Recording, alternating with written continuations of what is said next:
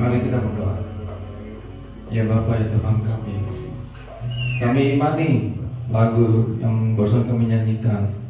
Tiada yang mustahil bagimu ya Bapa. Begitupun dengan setiap permasalahan yang kami hadapi, kami tidak akan pernah memandang masalah itu yang besar. Kami akan memandang Engkau yang lebih besar dari setiap masalah yang kami hadapi ya Bapa. Bapa, terima kasih ya Bapa. Kalau hingga saat ini Kau masih memberikan kami kesempatan untuk berkumpul bersama, untuk beribadah dan memuji nama-Mu ya Bapa. Dan kalau sebentar kami akan mendengarkan sebagian dari firman-Mu. Kami mengundang hadirat-Mu ya Bapa. Dan kami juga ingin agar Engkau mau mengurapi hamba-Mu yang akan menyampaikan firman, supaya firman yang akan disampaikan tersebut bisa tertanam dan berakar kuat dalam hati kami ya Bapa. Berikanlah kami telinga seorang murid dan hati seorang hamba ya Bapa. Tidak lupa juga kami berdoa untuk hamba-Mu, Kau urapi dia dengan hikmat marifat-Mu ya Bapa, agar apa yang hamba-Mu sampaikan benar-benar merupakan isi hati-Mu ya Bapa. Kami berdoa untuk seluruh ruangan ini ya Bapa, seluruh gedung ini dari depan, belakang, kiri, kanan, atas, bawah. Biar Kau urapi, Kau jaga dengan bala tentara malaikat surgawi-Mu, agar dalam saat kami mendengarkan khotbah-Mu tidak ada kuasa-kuasa kegelapan yang bisa mengganggu kami ya Bapa. Sekali lagi kami serahkan semuanya ini hanya di dalam nama Tuhan Yesus Kristus. Haleluya. Amin.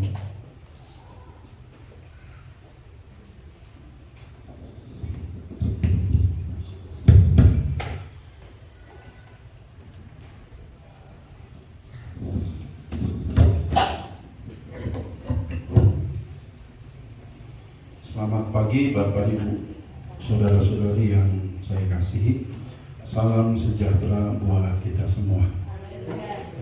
Sebelum saya menyampaikan firman Tuhan, saya mau menyerahkan 3 surat baptis kepada, kebetulan pagi hari ini pemudi semua, ya. Dan melalui ini juga saya perlu mengingatkan jemaat, bagi saudara yang sudah dibaptis, maksudnya oleh saya, dan surat baptisnya belum diterbitkan atau keluar atau belum dikasih, saudara boleh lapor kepada saya dan kepada saudara Aldi, ya. Kenapa harus ke saya dulu? Saya khawatir nanti kalau saudara langsung lapor ke saudara Aldi, taunya bukan saya yang baptis. Ya kan? Ya. Jadi saudara harus lapor dulu ke saya untuk make sure, ya, memastikan saudara betul dibaptis oleh saya, ya. Nah, mohon maaf, itulah saya. Salah satu, dibilang kelemahan, jangan kelemahan itu jangan dibangga-banggakan, jangan dicerita-ceritain. Saya tuh pelupa, gitu. Ya, jadi tolong diingatkan bagi yang belum surat baptisnya belum diberikan, tolong saudara lapor, ya. Nanti saudara akan mengisi form dan juga foto, menyerahkan foto, ya. Nanti saudara akan mendapat surat baptis yang kurang lebihnya, puji Tuhan, seperti ini, saudara, ya. Dulu saya harus beli belangkonya, ya, di Cianjur, tapi sekarang sudah diproses sendiri lewat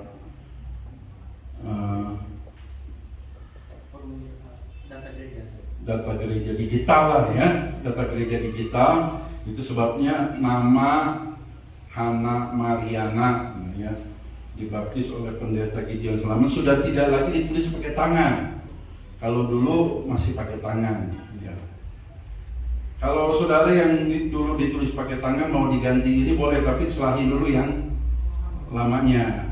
Tapi kalau kata saya sih nggak usah, ya, itu jadi barang antik, ya. Oke, pertama saya panggil saudari Hana Mariana untuk maju ke depan.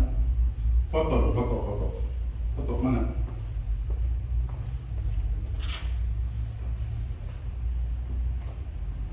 Ya, tentu ini, ya. Oke.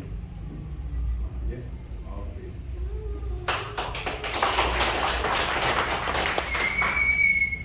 Yang kedua, Marsha Natania, atau lebih populer, ya, Caca.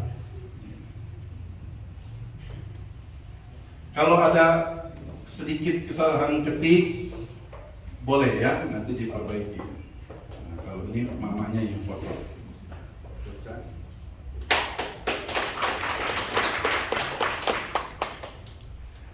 Berikutnya yang terakhir yaitu saudari Kalista Jocelyn, yang lebih populer disebut Kelly.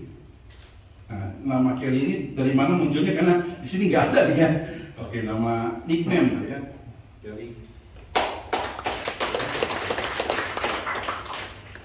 Puji Tuhan, terima kasih, Tuhan memberkati. Yang lainnya menyusul, ya. Tolong lapor, berikan data-data dan pas foto. Tuhan memberkati. Saya mengajak saudara untuk sama-sama kita membuka Alkitab kita dalam Ibrani pasal 3. Ibrani pasal 3.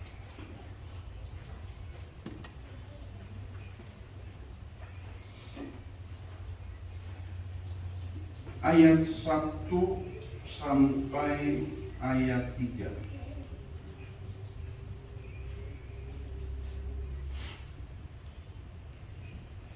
Saya ulangi sekali lagi. Ibrani pasal 3 ayat 1 sampai ayat 3. Saya akan bacakan.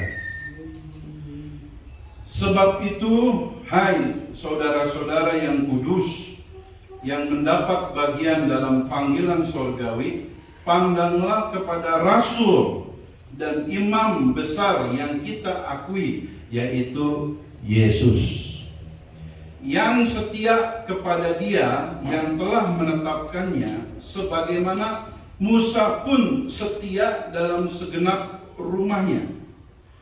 Sebab ia dipandang layak mendapat kemuliaan lebih besar daripada Musa, sama seperti ahli bangunan lebih dihormati daripada rumah yang dibangunnya.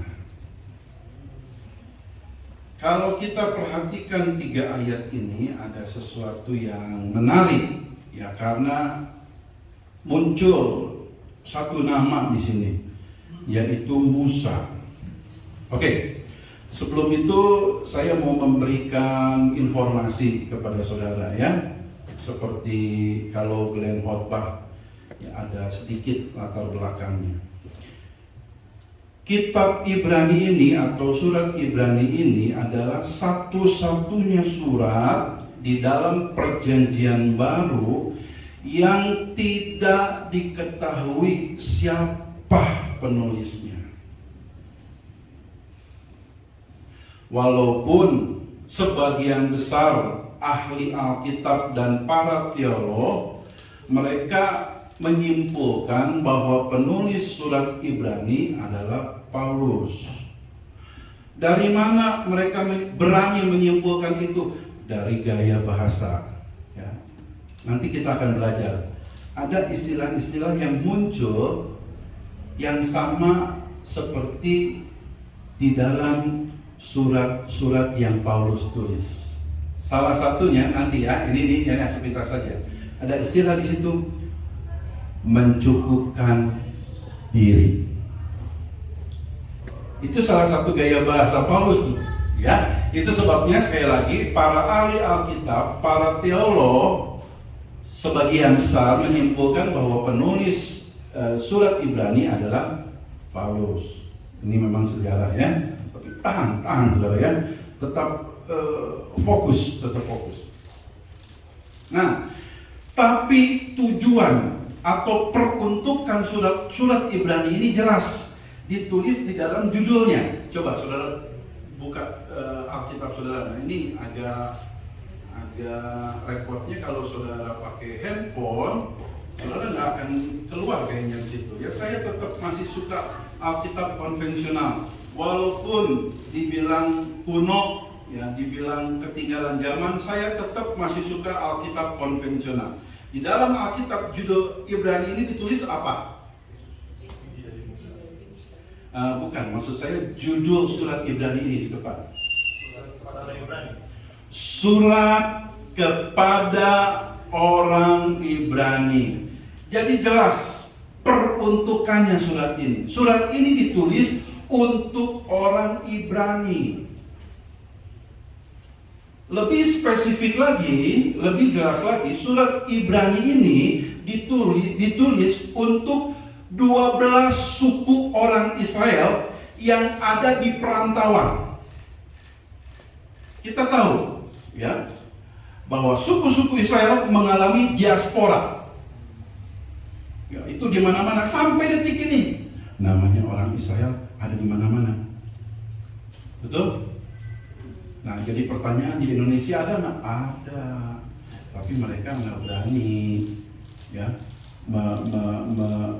membuka identitas mereka, karena kita tahu, ya, situasi kondisi negara kita. Ya udah, nggak usah dibahas lah, ya. Saya nggak bicara politik. Nah, peruntukannya kepada orang Ibrani, orang-orang Yahudi, orang-orang Israel. Ada 3 nama, ya. Ada yang bilang gini, negaranya disebut Israel, orangnya disebut Yahudi, bahasanya Ibrani. Beda kayak kita, ya. Negara kita namanya Indonesia. Kita orang Indonesia. Bahasa Indonesia. Mereka beda. Ya. Negaranya Israel, orangnya orang Yahudi, bahasanya bahasa Ibrani. Jarang orang bilang Ini bahasa Israel. Jarang juga orang bilang ini bahasa Yahudi. Nah, bahasa Ibrani. Nah, kembali lagi kepada 3 ayat yang kita baca tadi. Di situ muncul satu nama, Musa, ya. Saya ulangi lagi secara lebih cepat.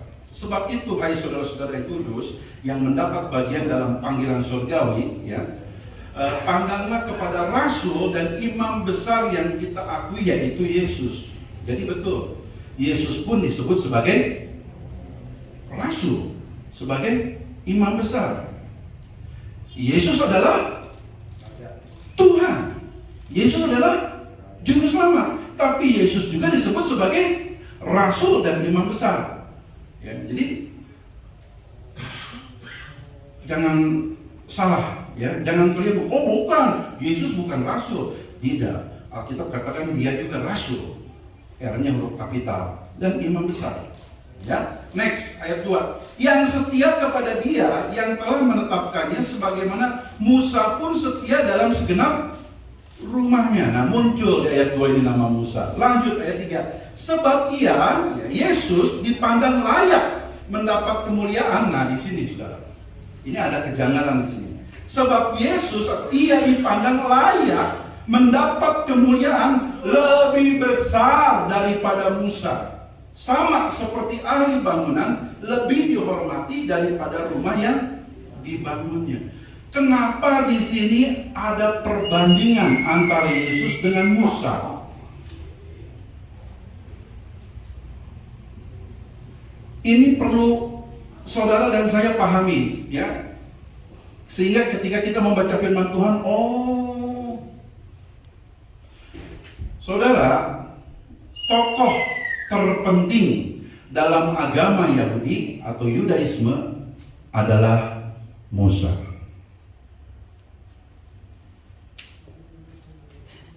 Oh bukan om, Daud. Daud tokoh utama dalam sejarah Israel.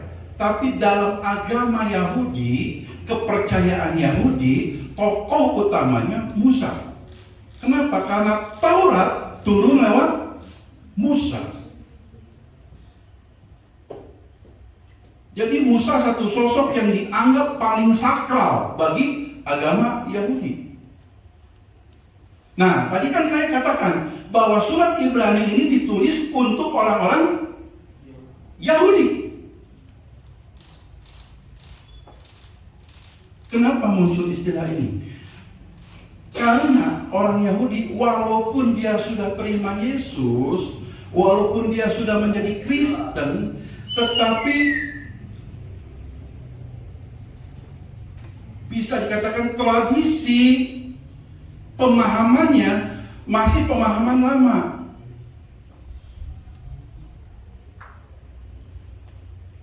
Sehingga tokoh utama mereka tetap tidak lain dan tidak bukan Musa, the one and the only Musa. Nah, penulis Ibrani ini mau meluruskan, ya, mau meluruskan bahwa rasul dan imam besar yang kita akui yaitu Yesus yang setia kepada dia yang telah menetapkan sebagai Musa pun setia dalam segenap rumahnya. Puncaknya di ayat 3. Sebab ia dipandang layak mendapat kemuliaan lebih besar daripada Musa. Wah, udah apa ya istilahnya, strike to the point tuh, saudara. Yesus lebih besar dari Musa.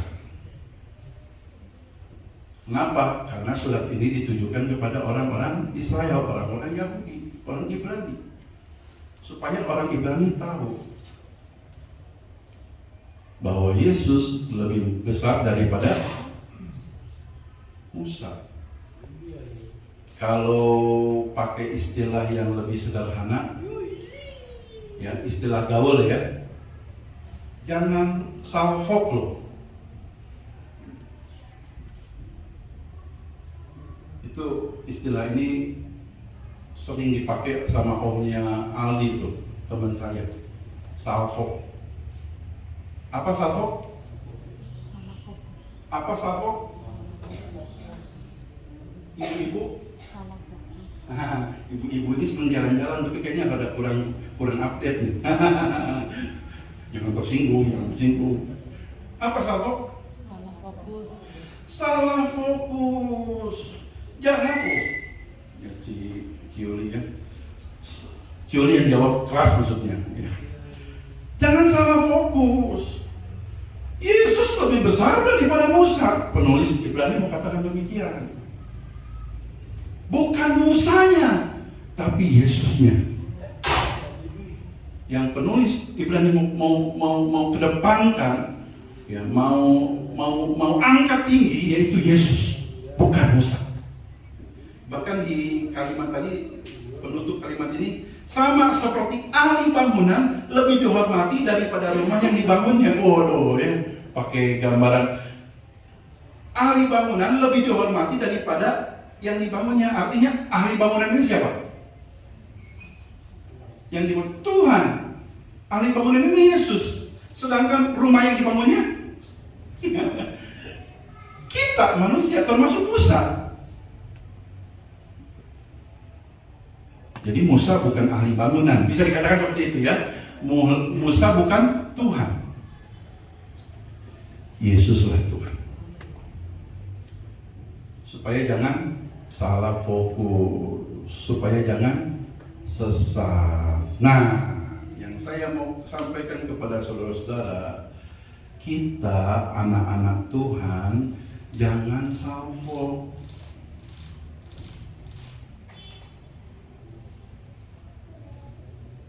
Kita memang udah Kristen. Saya kan Kristen. Ya, Kristen. Saya kan tiap hari. Setiap minggu kan saya kebaktian. Ya, betul kebaktian. Tapi tradisi lama, pemahaman kita yang lama masih dibawa-bawa.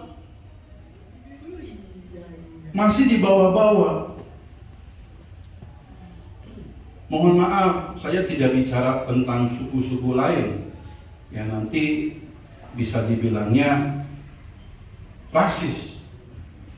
Saya mau ambil contoh suku saya sendiri. Suku apa?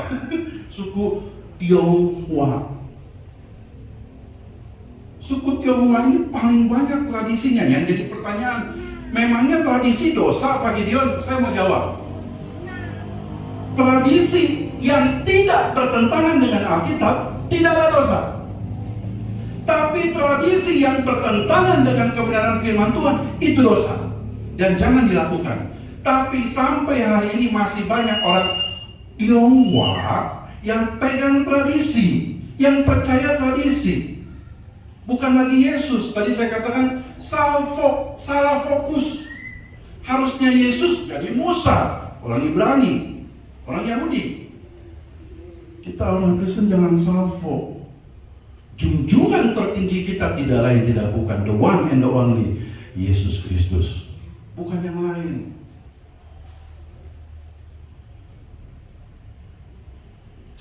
Terus terang saudara, kami hamba-hamba Tuhan sedih ya, melihat orang-orang Kristen masih memegang erat yang namanya tradisi. Ya, namanya juga orang Tionghoa. Ya kita ikutlah tradisi. Nanti dulu. Tionghoa sih Tionghoa. Tapi ingat, kita sudah Kristen, kita sudah anak Tuhan. Nggak semuanya harus dipertahankan. Percaya hari-hari. Saya ingat dan saya nggak pernah lupa. Saya sering, kalau jemaat lama saya mungkin tahu, saya sering saksikan. Saya pernah ditegur sama jemaat di Nepal. Kenapa? Karena saya pindah rumah kontrakan, ya, bukan rumah sendiri dulu. Dulu saya kontraktor, saudara. Ya, paham ya? Kontrak sini, kontrak ini, kontraktor saya. Pindah rumah itu hari Selasa. Ada jemaat tahu, dia tegur. Pak Gideon, nggak boleh pindah rumah hari Selasa. Dalam hati, gua baru dengar. Saya tanya, kenapa ibu nggak boleh hari Selasa? pamali.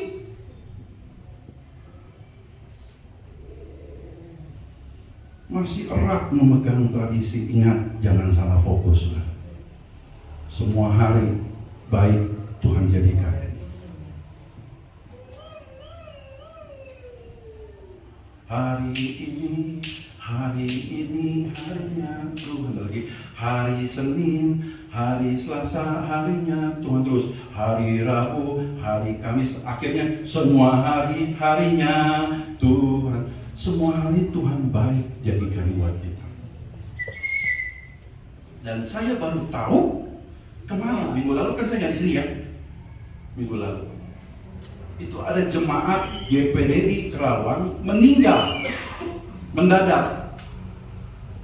Tapi namanya meninggal mendadak ya, nggak ada meninggal yang direncanain gitu kan. Meninggal mendadak. Tante Hibert meninggal. Wah, saya tahu dia jemaat lama tuh. Pas saya ada di situ. Jadi kakak ipar bilang, Den, tolong ya nanti sampai firman Tuhan dalam kebaktian penghiburan pertama. Hari apa ya? Jumat atau Kamis? Jumat ya. Tutup peti kami Sabtu. Tutup peti Sabtu. Belum. Ya Sabtu. Terus dikuburnya Sabtu juga. Ya dikubur Sabtu. Nah, saya baru tahu saudara, di Kerawang itu pantang sekali nguburin orang, memakamkan orang hari Sabtu. Saya nggak tahu, saya mau tanya, itu memang tradisi Kerawang atau yang lain juga yang sudah tahu? Nggak tahu? Baru dengar betul nanti ya? Sama, saya juga baru tahu. Bagaimana? Daerah lain? Baru dengar juga? Oh, berarti cuma di Kerawang, betul. Di Kerawang, masyarakat Kerawang itu paling pantang, paling tidak boleh memakamkan jenazah hari Sabtu. Dan ini kemarin kejadian minggu lalu, pemakaman hari Sabtu. Heboh jemaat. Ada protes sama Bapak Gembala, Pak, nggak salah ini hari Sabtu. Bapak Gembala, enggak, saya ingat ini hari Sabtu. Tetap kuburin. Dalam hati saya, bagus juga nih. Karena memang yang meninggalnya bukan orang Tionghoa. Yang meninggalnya orang Manado. Ya, Tante Hibert ini orang Manado. Saya bilang bagus, lanjutkan. Rame itu. Jangan salvo. Iman kita harus tertuju kepada Yesus, bukan tradisi. Bukan cuma hari percaya yang namanya angka, numbers. Makanya saudara kalau ke gedung-gedung tinggi ya di Jakarta di mana, saudara coba perhatian liftnya. Tidak ada lantai 4, terus 13. Nggak ada. Coba saudara kalau ke mall, ke hotel, saudara lihat 1, 2, 3, 5, 6, 7, 8, 9, 10, 11, 12, 14. Nggak ada lantai 4 dan lantai 13. Kenapa? Angka 4 itu si katanya, mati. Kalau 13 angka siap. Saya cuma ini aja. Sayang kalau orang Kristen masih percaya seperti itu. Tapi saudara, waktu saya melayani satu acara ibadah di sebuah hotel di Bogor, ya, kalau orang Bogor kemungkinan besar tahu, ada satu hotel yang termasuk saat ini hotel paling besar dan paling laku. Paling besar dan paling laku. Ya, saya sebut saja Hotel Green Forest, ya, hutan hijau. Green Forest itu besar banget hotelnya. Ya, saya kaget begitu saya di hotel itu mau melayani, begitu saya masuk lift komplit, saudara. 1, 2, 3, 4, 5, 6, 7, 8, 9, 10, 11, 12, 13 ada. Saya senyum sudah saya lihat. Saya langsung sama istri saya, Des. Iya. Dalam hati saya ini yang punya hotel kayaknya anak Tuhan. Selidik punya selidik ternyata betul. Tapi kembali, hotel ini konon bukan punya orang Tionghoa. Hotel ini punya orang Manado. Ya, artinya apa? Orang Manado berani terobos tradisi Tionghoa. Ya, saya acung jempol, saya bilang, nah ini dia. Tapi ingat loh saudara kalau nggak percaya ke sana dah. Ya, ke hotel, search aja di Google, Green Forest, search aja. Saudara, tapi saudara jangan cuma datang lihat lift ya. Paling nggak saudara ngineplah semalam lah. Ya, ngineplah semalam. Kalau cuma lihat lift, nanti nggak enak. Ya nanti diikutin sama satpam. Paling nggak ngineplah semalam di situ ya. Harganya variatif kok. Saudara lihat sendiri. Dan hotel Green Forest itu jadi hotel yang paling laku keras saat ini se-Bogor. Saya bangga saudara. Ini dia hotel. Siapa bilang jadi sepi? Pak Mali, hotel paling laku sekarang di Bogor Green Forest. Nah, Om Joni sama Tante Weni sering nih ke Bogor nih, bisa seminggu berapa kali main Om di sana. Tapi nginep Om di hotel Green Forest. Ada kejadian lucu saudara di Green Apple ini, tapi saya nggak mau kencang-kencang ngomongnya, ya. Pakai mic tapi nggak kencang-kencang. Saudara tahu nomor rumah saya? Saudara tahu nggak nomor rumah saya? Nomor rumah saya, Pastori. Coba jemaat, tahu nggak nomor berapa? Kalau anak Pastori mah iyalah apa? Coba jemaat tahu nomor berapa? E3. Ciuri lagi yang jawab. Jadi susunannya gini ya, dari bawah ya betul. 3, 4, 5, 6 paling ujung. 3, 4, 5, 6. Belum lama ini rumah sebelah saya beli sama orang. Tapi yang bikin saya kaget, nomornya diganti. Nomor saya kan 3. Sebelah saya sekarang jadi nomor rumahnya 3B. Iya. Hah? 3? Harusnya kita 3A. Ya soalnya kesannya makin besar. Iya kan? 3, 4, 5, 6. E3, E4, E5, E6. Jadi kalau mau sesuai aturan 3B dong.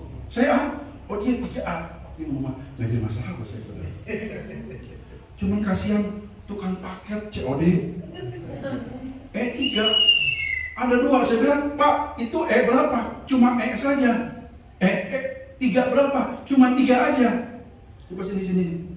Oh ini ada namanya di sini Pak. Lah, karena sama-sama nomor 3. Kenapa percaya 4 itu angka sial? Saya nggak tahu sebelah rumah saya ini, saya kenal sih, ya tapi kan saya nggak tanya Bapak agamanya apa enggak dong ya.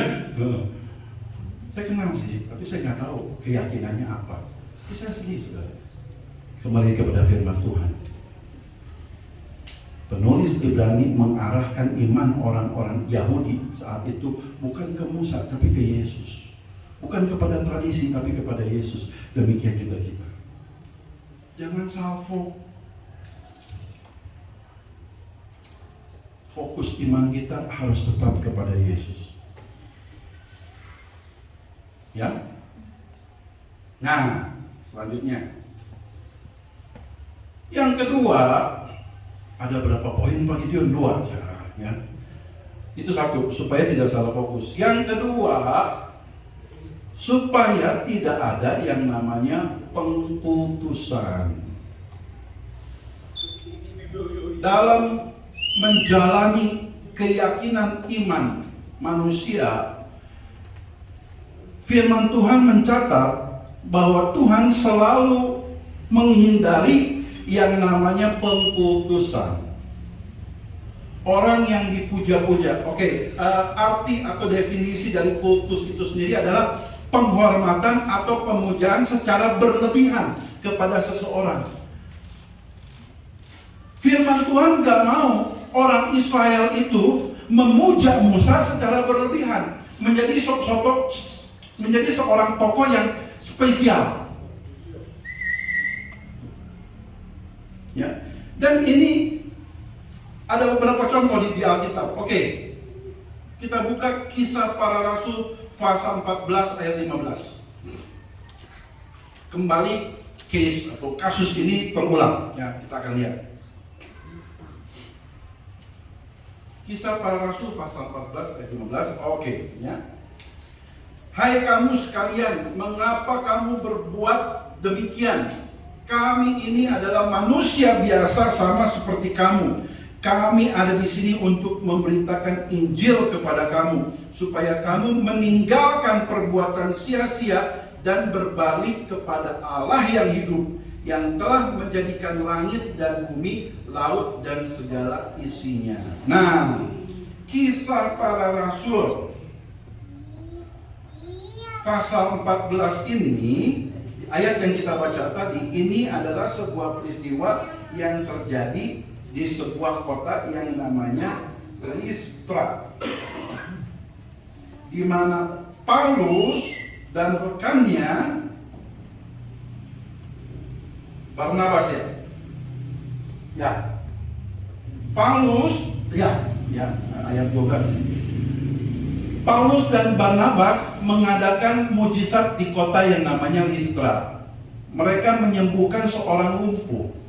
Dan ketika mujizat itu terjadi, tiba-tiba masyarakat yang ada di kota Listra bukan hanya kagum, tapi menyembah. Menyembah siapa? Menyembah Barnabas dan Paulus. Ayat 12, ya. Barnabas mereka sebut Zeus, dan Paulus mereka sebut Hermes, karena ia yang berbicara. Jadi Barnabas dan Paulus ini dianggap dewa. Apa yang terjadi? Paulus dan Barnabas marah. Di ayat 15 tadi, hai kamu sekalian, mengapa kamu berbuat demikian? Kami adalah, saya perlu garis bawahi, manusia biasa sama seperti kamu. Ini rasul yang benar, ini hamba Tuhan yang benar, mengarahkan umat Tuhan, mengarahkan orang kepada Yesus. Bukan aku loh, bukan saya loh, Yesus loh. Bahkan Paulus katakan kami adalah manusia biasa sama seperti kamu. Kenapa saudara? Perlu saudara ketahui bahwa faktor utama dan pertama yang memunculkan penyesatan, saya udah janji di Kolombia, ya, 2 khotbah nanti saya akan bicara tentang ciri-ciri penyesatan. Nah ini yang pertama. Ciri penyesatan yang pertama dan utama adalah pengkultusan. Hati-hati. Alkitab kasih warning sama kita. Bukan Musa, Yesus. Supaya apa? Supaya nggak ada pengkultusan di dalam orang Israel, di tengah-tengah orang Israel. Bukan saya loh, kami manusia biasa sama seperti kamu. Supaya apa? Supaya orang-orang di Listra fokus kepada Yesus. Satu ayat lagi. Yakobus pasal 5 ayat 17. Kembali di sini firman Tuhan menekankan, ya, tentang hal Yakobus 5. Ya.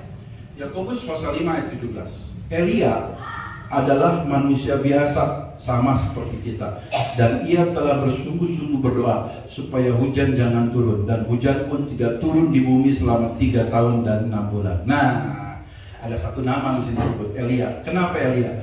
Karena Elia dianggap nabi terbesar dalam perjanjian lama. Elia. Dan Alkitab menyatakan, firman Tuhan menulis, Elia adalah manusia biasa sama seperti kita.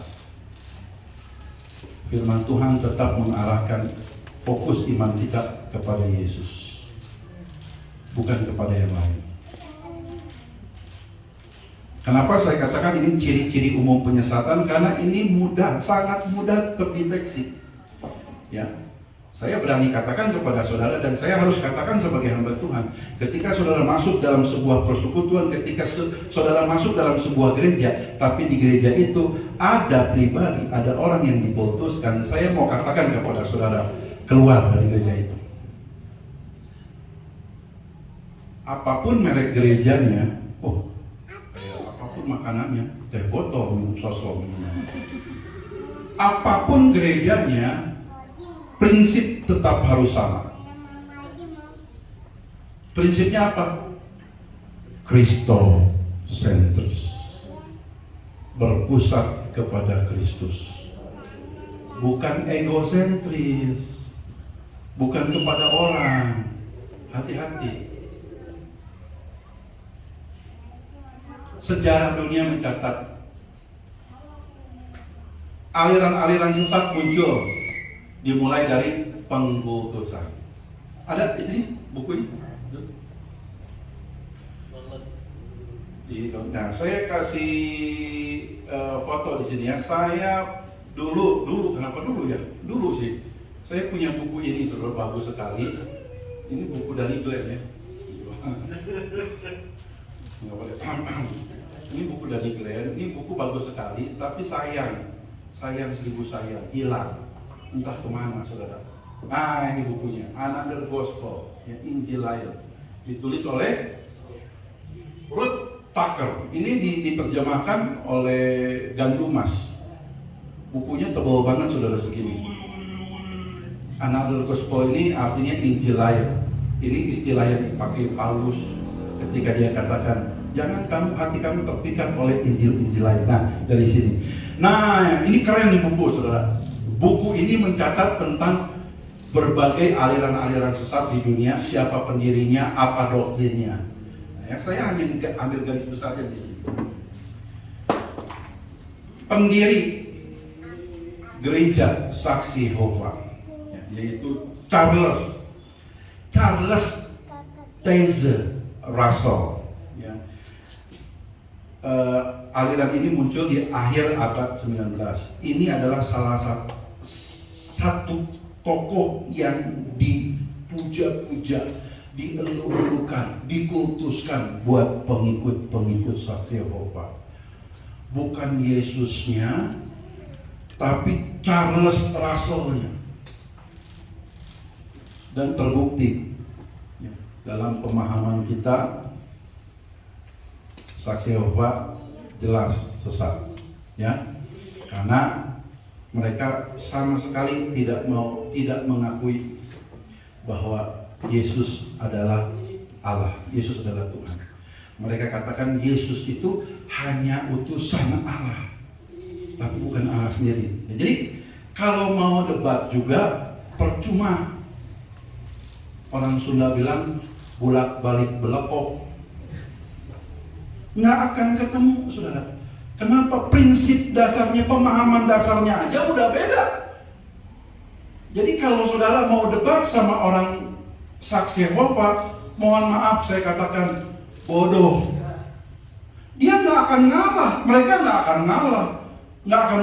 Dan kita, saudara mau ngalah? Ini buat apa ribut? Cut aja sudah, ya udah. Terserah keyakinan kamu aja. Makanya saya kalau ketemu Saksi Yehova udah, ya, senyum aja, kan dia juga ciptaan Tuhan. Ya, seperti lagu tadi ya sebelum kebaktian, smile ya. Oke, ada gereja berikutnya, ini agak jarang di Indonesia ya, Gereja Mormon. Gereja Mormon ini mengatakan bahwa the promised land, ya, tanah perjanjian itu adalah Amerika Serikat. Makanya Mormon ini sebenarnya Kristen Amerika, gitu kan. Tapi selain itu, Mormon juga memperbolehkan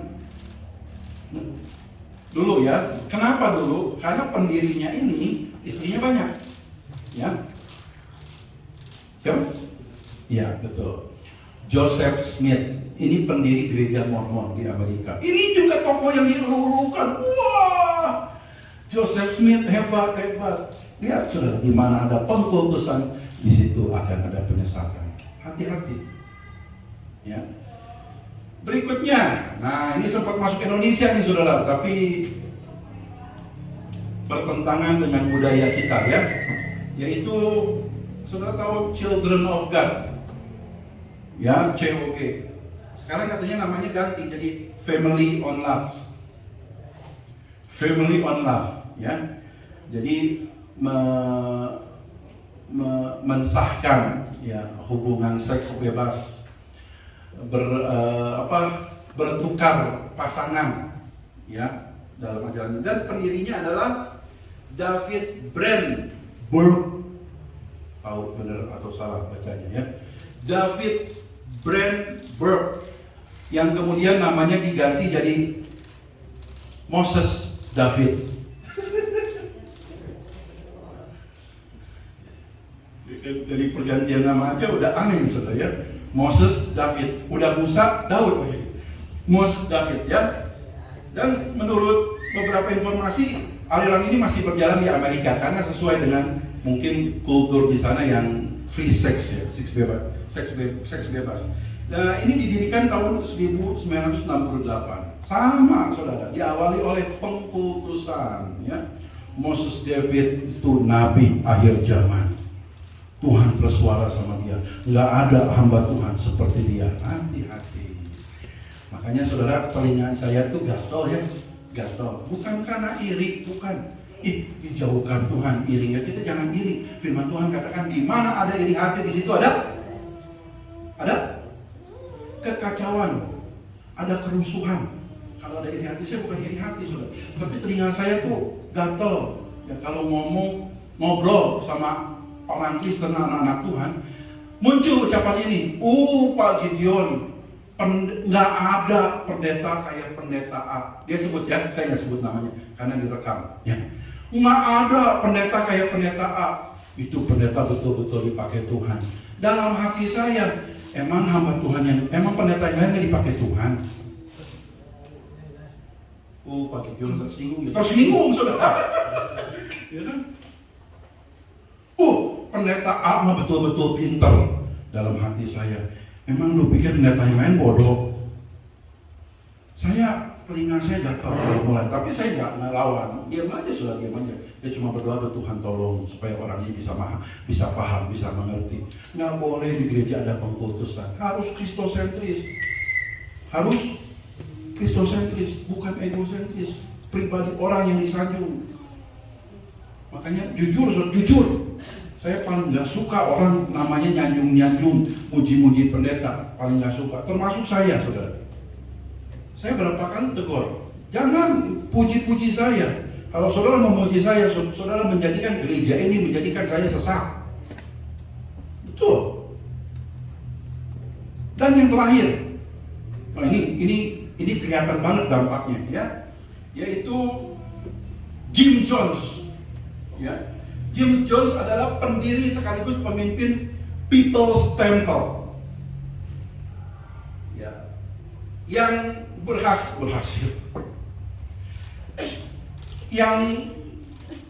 berhasil memimpin bunuh diri massal tahun 1978 di satu tempat yang dia kasih nama sendiri, namanya Jonestown. Itu di mana?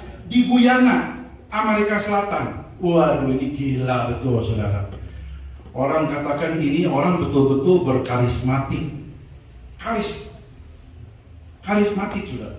Jadi setelah pelayanannya berkembang di Amerika, dia bawa semua pengikutnya ke tempat yang namanya Pulau Guyana, dan di tengah-tengah hutan sebetulnya, ya. Dia bikin semacam pedesaan dan dia namakan Jonestown. Jonestown ini disebut-sebut orang sebagai surga di dunia katanya. Ya, jadi pengikutnya betul-betul tidak boleh terkontaminasi oleh apapun. Wah, itu Jim Jones itu menjadi tokoh. Jim Jones bilang A, semua jemaat A. Gila nggak saudara? Udah jelas ini penyesatan yang paling mengerikan sekali saudara. Makanya pada tanggal 18 November 1978 ketika pemerintah Amerika sudah mencium gerakan People's Temple ini dan rencana mau ditangkap semua, dievakuasi, Jim Jones mengadakan perjamuan terakhir, The Last Supper. Ya, seperti, tapi saudara jangan gara-gara saya khotbah ini saudara jadi takut minum ini ya. Jangan saudara. Jim Jones mengadakan perjamuan terakhir, The Last Supper.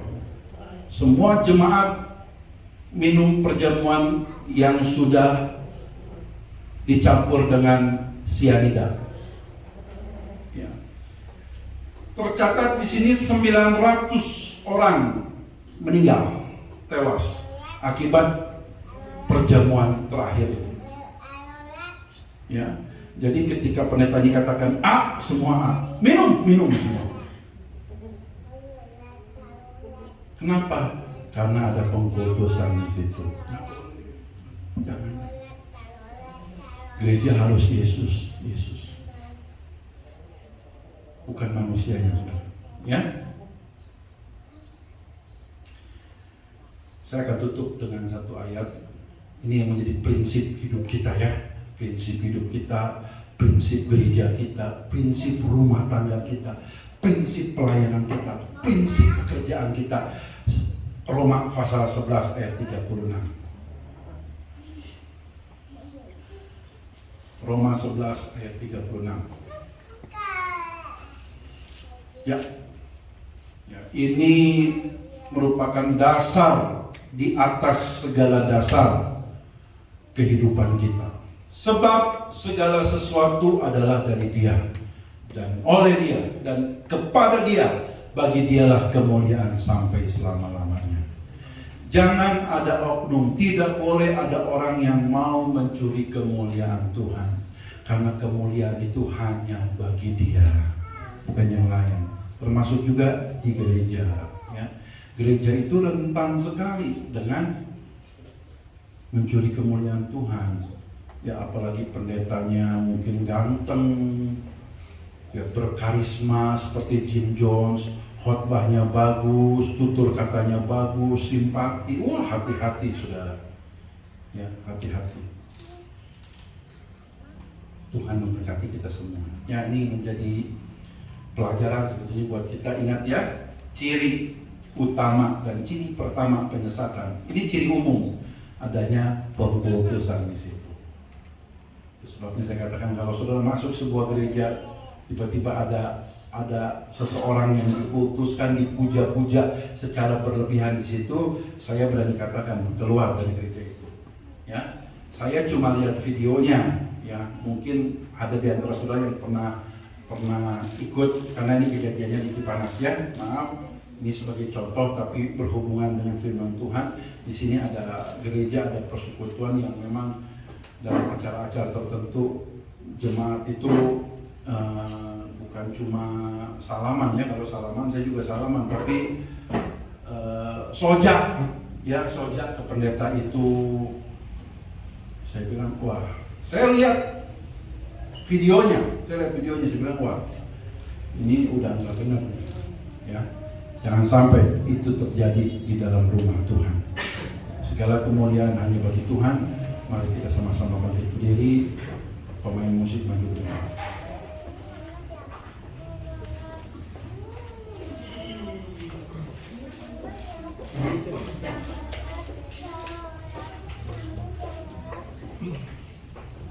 Saat ku menyembah, rohmu bekerja.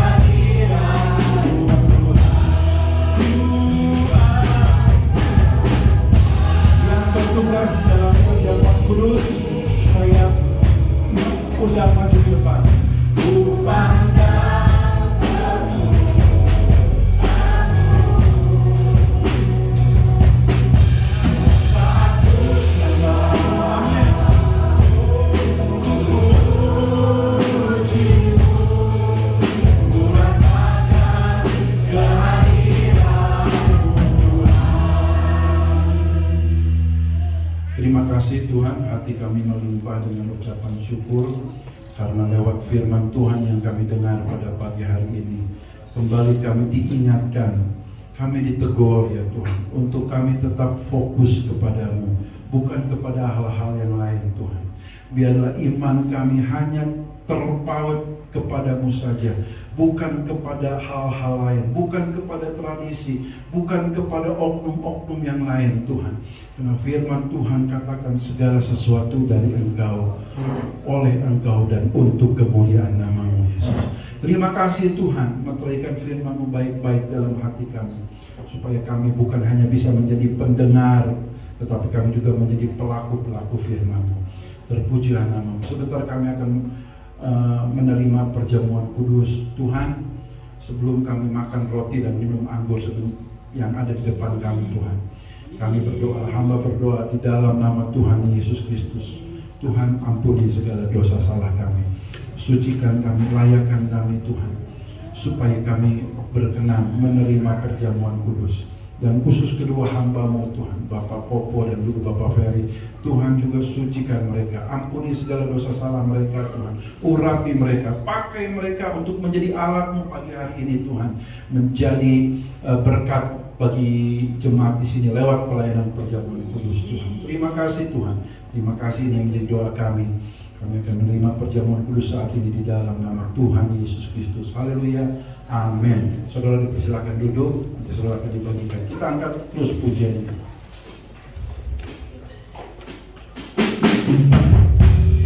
Saat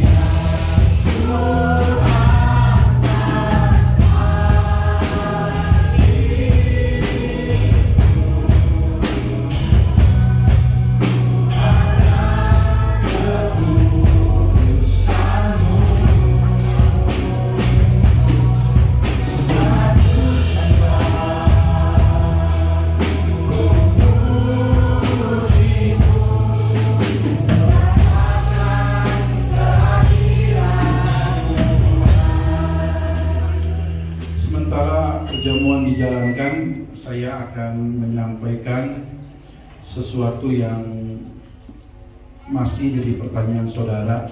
Kenapa di gereja Green Apple anak-anak diperkenankan menerima perjamuan kudus? Ya.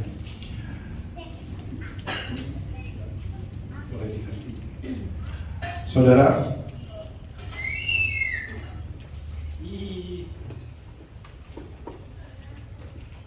ya. Saya dan beberapa teman yang melakukan ini, yang mempraktekkan perjamuan kudus buat anak-anak kecil, itu memegang peristiwa perjamuan pertama, perjamuan Paskah pertama, ketika orang Israel keluar dari Mesir. Ya, kalau saudara ingat di situ, apakah ada pengecualian anak-anak tidak boleh makan perjamuan Paskah? Tidak ada. Bahkan semua orang Israel, besar kecil, ya, laki-laki, perempuan, anak-anak maupun orang tua, Tuhan katakan mereka harus makan perjamuan Paskah. Nah, bertolak dari itulah gereja kami mempraktekkan perjamuan kudus untuk anak-anak. Ya, saya harap ini tidak menjadi dilema atau pro kontra. Ya, kita terima perjamuan ini dengan iman. Ku angkat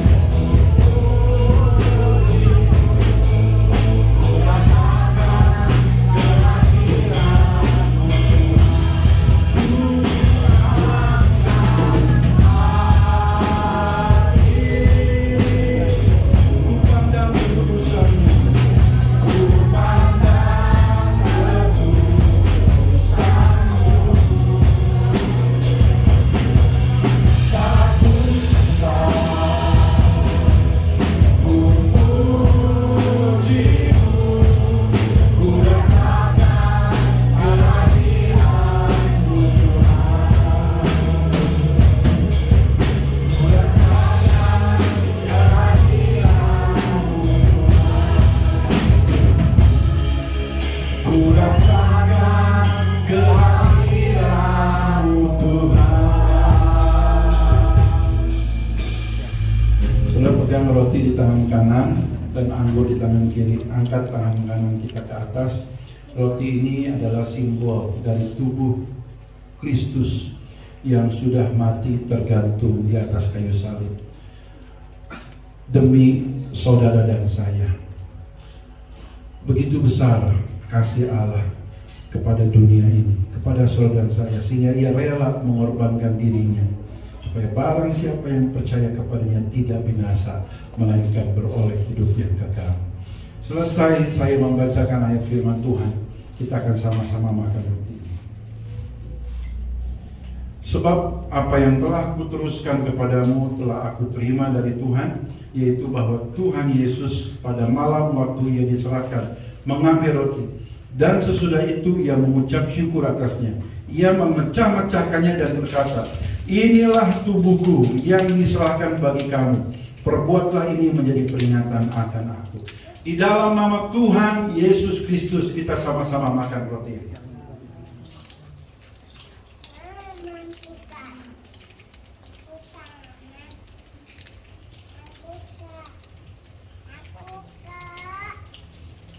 Saudara buka dulu tutup anggur pelan-pelan. Kalau sulit dibuka, saudara boleh angkat tangan. Oke. Pegang anggur di tangan kanan. Ya.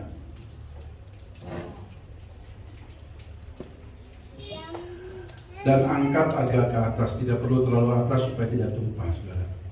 Anggur ini adalah simbol dari darah Kristus yang sudah tercurah di atas kayu salib untuk menebus dosa saudara dan saya. Oleh darah Kristus inilah kita dibenarkan, kita disucikan. Kita yang dahulu hidup dalam kegelapan, Yesus menjadikan suci, putih seperti salju. Itu janji firman Tuhan. Selesai membacakan ayat firman Tuhan, kita sama-sama minum anggur ini. Demikian juga Ia mengambil cawan sesudah makan lalu berkata, cawan ini adalah perjanjian baru yang dimeteraikan oleh darahku. Perbuatlah ini setiap kali kamu meminumnya menjadi peringatan akan aku. Dalam nama Tuhan Yesus Kristus kita sama-sama minum anggur ini.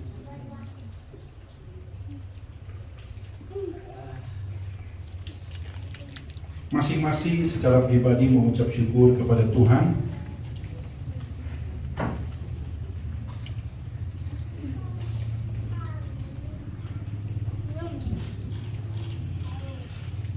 Kami mengucap syukur ya Tuhan. Kau telah kembali lagi memberikan kami kesempatan untuk bisa berkumpul, memuji, memuliakan nama-Mu, mendengarkan firman-Mu, dan juga mendengar perjamuan Tuhan. Terima kasih Tuhan Yesus Kristus. Biarlah perjamuan ini bisa kami terima dengan sungguh-sungguh, bukan hanya sebagai rutinitas saja itu. Kami juga kembali diingatkan supaya kami fokus kepada Tuhan, hanya kepada. Ajarkan kami supaya kami lebih fokus dan tertuju kepada-Mu, lebih Kristosentris dan tidak egosentris ya Tuhan. Jauhkanlah kami dari segala sombongan supaya kami tidak mencuri kemuliaan nama. Biarlah firman-Mu tertanam dalam hidup kami dan kami bisa melakukannya dan terlebih lagi melakukannya dalam kehidupan kami sehari-hari. Pada pagi hari ini juga ya Tuhan, kami akan berikan persembahan, memberkati persembahan kami dan balas berlipat kepada. Hanya dalam nama Tuhan Yesus kami sudah berdoa dan mengucap syukur. Haleluya. Amin.